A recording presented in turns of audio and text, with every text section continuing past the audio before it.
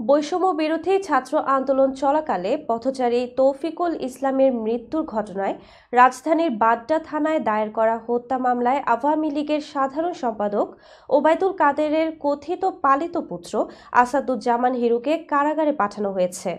বৃহস্পতিবার ঢাকার metropolitan magistrate Sefatullah এ আদেশ দেন।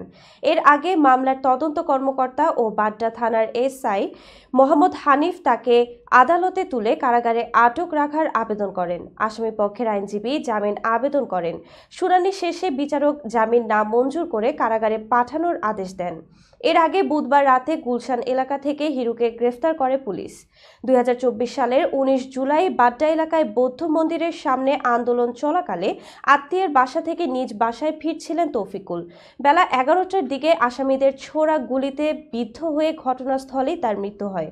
এ ঘটনায় তৌফিকুলের স্ত্রী ইসমত জাহান ইলোরা সাবেক প্রধানমন্ত্রী শেখ হাসিনা সহ 112 জনের নামে মামলা করেন।